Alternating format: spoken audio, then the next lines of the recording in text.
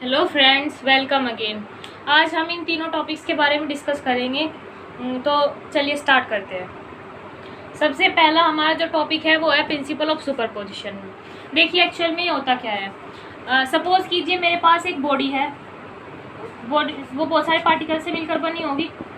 हर particle के पास अपना एक अलग चार्ज होता है, Q1 Q2 Q3। ऐसे सपोज कीजिए यहाँ पे Qn चार्ज है, ठीक है। और मैं इनमें से कोई एक इंडिविजुअल चार्ज ले लूँ। सपोज करो जो मैंने लेट किया वो Q1 है, और इस पर मैं टोटल फोर्स देखूँ चारों तरफ से, हर एक चार्ज कितना फोर्स लगा रहा है वो देखूँ मैं।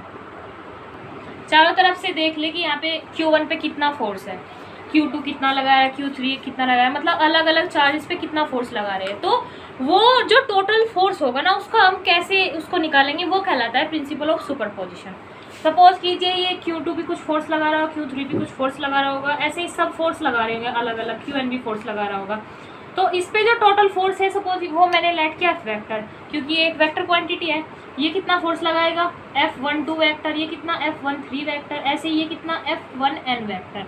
तो टोटल फोर्स कितना हो जाएगा Q1 पे, वो हो जाएगा F12 vector plus F13 vector plus F14 vector plus dot dot dot up to F1n vector. ठीक है, ये है प्रिंसिपल ऑफ सुपरपोजिशन। अब इसके बहुत सारे स्पेशल केसेस भी है। स्पेशल केस देख लीजिए आप। पहला स्पेशल केस जब कोई एक चार्ज हो ऐसे, और उस पर दोनों साइड से फोर्स लग रहा हो अपोजिट, इधर से फोर्स लग रहा हो, इधर से फोर्स लग रहा हो। ये Q2 हो और ये Q3 हो। ये इधर को फोर्स लगा रहा है इस पे, और ये इधर को फोर्स लगा रहा है। अब दोनों फोर्स के बीच में आप एंगल बताइए कितना है, कितना एंगल है दोनों फोर्स के बीच में। Theta is equals to 180। जब मेरे पास दो वेक्टर हो और मुझे उनका ऐड करना हो, तो मेरे पास फॉर्मूला है, रिजल्टेंट सपोज कीजिए A है और वे दो वेक्टर जो है वो है A एंड B। तो क्या होगा, under root A² plus B² plus 2AB cos theta. ये है रिजल्टेंट निकालने का फॉर्मूला। तो यहाँ पे ये कितना लगा रहा है F12 वेक्टर, ये कितना लगा रहा है F13 वेक्टर। तो जब हम इनका रिजल्टेंट निकालेंगे क्या निकल जाएगा, F1 vector is equals to under root F12 square plus F13 square plus 2AB cos 180 की वैल्यू कितनी होती है -1। तो मैं इसे यहाँ से हटा दूँ, यहाँ सीधा माइनस लगा दूँ, तो कितना हो जाएगा, ये क्या हो गया A² plus B² minus 2AB F12 into F13। तो क्या हो जाएगा F12 माइनस F13 का होल स्क्वायर का अंडर रूट। रिजल्टेंट क्या आ जाएगा F12 माइनस F13। ये आ गया रिजल्टेंट। ठीक है। अब सेकंड स्पेशल केस देखिए। सेकंड स्पेशल, अगर ये दोनों सेम डायरेक्शन में हो, सपोज कीजिए ये भी इधर ही डायरेक्शन में है, इधर को लगा रहा है फोर्स, ये भी इधर को लगा रहा है। भाई वो तो नेचर के ऊपर डिपेंड होता है ना, अगर अट्रैक्शन होगा तो इधर को, अगर रिपल्शन होगा तो दूर भगाएगा ऐसे। तो यहाँ पे जो एंगल है वो कितना बना, 0 डिग्री। तो ऐसे रिजल्टेंट निकालिए, क्या निकल जाएगा F1 vector is equals to F12 vector plus F13 vector plus cos, यहाँ पे 0 लगेगा, कोस 0 की वैल्यू कितनी होती है 1। तो वहाँ पे लिखिए क्या हो जाएगा 2F12 into F13 under root, ये मॉड का स्क्वायर क्या हो जाएगा F12 प्लस F13 का होल स्क्वायर का अंडर रूट। क्या आ गया रिजल्टेंट F12 प्लस F13। ये इसका रिजल्टेंट आ गया। समझ में तो आ रहा होगा ना आपके स्पेशल केस, ये इम्पोर्टेंट है। ठीक है। अब मैं कोई इंडिविजुअल एंगल ले लेती हूँ। भाई ये तो था जनरल सा मेथड, अगर 0 हुआ, अगर 180 हुआ, लेकिन अगर कोई भी एंगल हुआ 30 का 60 का हो सकते हैं ना, डिफरेंट एंगल हो सकते हैं। तो सब कोई भी एंगल होगा थीटा, देन जो निकलेगा ना, ये F1 है और इधर को कोई है यहाँ पे चार्ज F2, और ये फोर्स लगा रहा है F2 वेक्टर और F3 सॉरी ये 1। तो क्या हो जाएगा रिजल्टेंट हो जाएगा F1 vector is equals to F12 vector plus F13 vector का के मोड का square plus 2F12 F13 into cos theta, जब कोई इंडिविजुअल एंगल है। समझ गए आप लोग। ये है हमारा प्रिंसिपल ऑफ सुपरपोजिशन। अब हम नेक्स्ट टॉपिक के ऊपर बात करते हैं, which is electric field. Electric field actual में होता क्या है। इलेक्ट्रिक फील्ड इलेक्ट्रिक चार्ज की प्रॉपर्टी है। कोई भी किसी भी चार्ज के चारों तरफ का वो एरिया जिसमें कोई भी अगर मैं अलग चार्ज लाऊँ, कोई अनदर चार्ज लाऊँ, वो या तो किसी भी प्रकार का फोर्स एक्सपीरियंस करे, या तो अट्रैक्शन का एक्सपीरियंस होगा उसे या फिर रिपल्सन का एक्सपीरियंस होगा। ठीक है, वो क्या कहलाएगा, वो इस चार्ज का इलेक्ट्रिक फील्ड कहलाएगा। मैं एग्जांपल दे देती हूँ, जैसे भाई अलग अलग एरिया होते हैं, जैसे टीवी में दिखाते हैं, अलग अलग एरिया होते हैं, अलग अलग गुंडों का राज होता है।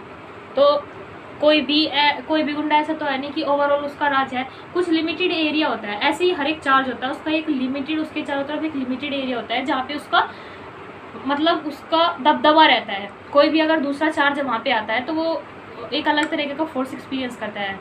समझ गए आप लोग, ये है इलेक्ट्रिक फील्ड। अब यहाँ से ही आता है इलेक्ट्रिक फील्ड स्ट्रेंथ। भाई ये तो हमें पता चल गया कि एक्चुअल में इलेक्ट्रिक फील्ड होता क्या है, लेकिन ये कैसे पता चलेगा कि वो इलेक्ट्रिक फील्ड कितना ज़्यादा मजबूत है, कितना ज़्यादा वो वीक है, ये कैसे हम काउंट करेंगे? तो उसके लिए अब एक और टर्म हमें पढ़नी पड़ेगी। नेक्स्ट टॉपिक है electric field strength. Electric field strength, suppose कीजिए मेरे पास एक क्यू चार्ज है और मुझे इसकी इलेक्ट्रिक फील्ड स्ट्रेंथ निकालनी है। इसका इलेक्ट्रिक फील्ड ये है, सपोज कीजिए। तो कैसे निकालेंगे इलेक्ट्रिक फील्ड स्ट्रेंथ? अब मान लीजिए कोई बच्चा बहुत ज़्यादा इंटेलिजेंट है, हम उसे कह रहे हैं वो बहुत ज़्यादा इंटेलिजेंट है, लेकिन उसके इंटेलिजेंट की कंपैरिजन जब तक हम नहीं करेंगे किसी दूसरे के साथ, तब तक हमें कैसे पता चलेगा कि भाई ये इतना ज़्यादा इंटेलिजेंट है, इसको ये भी आता है, उससे ज़्यादा आता है। जब भी तो टॉपर्स छाटे जाते हैं, ऐसे सभी बच्चों में कंपैरिजन करके ही तो टॉपर्स छाटे जाते हैं। ऐसे ही अगर कोई दूसरा अकेला तो ये है ही, लेकिन जब यहाँ पे कोई दूसरा चार्ज आएगा उससे ही तो हम डिफाइन कर सकते हैं कि इसकी स्ट्रेंथ कितनी है। भाई अगर इसने कुछ ज़्यादा ही उस पर फोर्स लगाया तो इसका मतलब ये बहुत ज़्यादा स्ट्रॉन्ग है, अगर इसने उस पर कुछ ज़्यादा फोर्स नहीं लगाया है इसका मतलब ये वीक है। तो किसी दूसरे का आना यहाँ पे ज़रूरी है डिफाइन करने के लिए, इलेक्ट्रिक फील्ड स्ट्रेंथ को डिफाइन करने के लिए। समझ गए आप लोग? सपोज कीजिए मैं कोई टेस्ट चार्ज लाती हूँ। टेस्ट चार्ज होता है कोई भी यूनिट पॉजिटिव चार्ज जिसकी वैल्यू बहुत कम होती है, कैलकुलेशन में उसकी वैल्यू ना के बराबर होती है, लेकिन यहाँ पे हम किस चीज़ के लिए ला रहे हैं, ताकि कैलकुलेशन पे भी उसका कोई इफेक्ट ना पड़े और हमारी इलेक्ट्रिक फील्ड इंटेंसिटी भी निकल जाए। तो मैं क्या ला रही हूँ, unit positive charge, unit test charge which is positive, मतलब पॉजिटिव क्यू नॉट चार्ज ला रही हूँ। तो मैं किसी इसके एक पॉइंट पर चार्ज लाई वो और रख दिया। सपोज कीजिए मुझे यहाँ पे इसकी इलेक्ट्रिक फील्ड में इस पॉइंट पे स्ट्रेंथ निकालनी है कि यहाँ पे इंटेंसिटी कितनी है इसकी वजह से। तो क्या होगा, वो होगा ये जो चार्ज है वो इस यूनिट चार्ज पे, टेस्ट चार्ज पे कितना फोर्स लगा रहा है, इसे ई वेक्टर से डिनोट करते हैं, मतलब कितना फोर्स ये लगा रहा है, और अपॉन इस यूनिट चार्ज, इस टेस्ट चार्ज की कितना मैग्नीट्यूड है, इन दोनों के रेशियो के बराबर होगा ये इलेक्ट्रिक फील्ड स्ट्रेंथ इसकी। समझ गए? सपोज कीजिए मैंने क्यू नोट यहाँ से उठा के यहाँ पे रख दिया, इधर इस पॉइंट पे, तो यहाँ पे भी कोई फोर्स लगाएगा, ये लगाएगा ना। तब इस फोर्स, जो जितना ये फोर्स लगाएगा, इस फोर्स का रेशियो किसके साथ, इसके मैग्नीट्यूड के साथ, वो क्या कहलाएगा, इलेक्ट्रिक फील्ड इंटेंसिटी। इसे हम कैसे लिख सकते हैं, E vector is equals to limit D Q tends to 0 delta Q tends to 0 F vector upon D Q. ये मैंने ऐसा इसलिए लिखा क्योंकि यहाँ पे डी क्यू बहुत छोटी क्वांटिटी है, क्योंकि एक टेस्ट चार्ज ले रखा है ना हमने, समझे? इसकी एसआई यूनिट क्या होगी, देखिए फोर्स की क्या होगी, न्यूटन, और क्यू नॉट चार्ज की क्या होती है, कूलाम। तो इसकी एसआई यूनिट होगी न्यूटन पर कूलाम। यहाँ से हम फोर्स भी डिफाइन कर सकते हैं। ये देखिए E vector is equals to F vector upon Q naught, तो यहाँ से F vector is equals to क्या आ जाएगा, E vector into Q naught. आगे जो जितने भी हम डेरिवेशन करेंगे उसमें छोटे रूप में यही यूज़ होगा, न्यूमेरिकल्स में भी ज़्यादातर यही यूज़ होगा।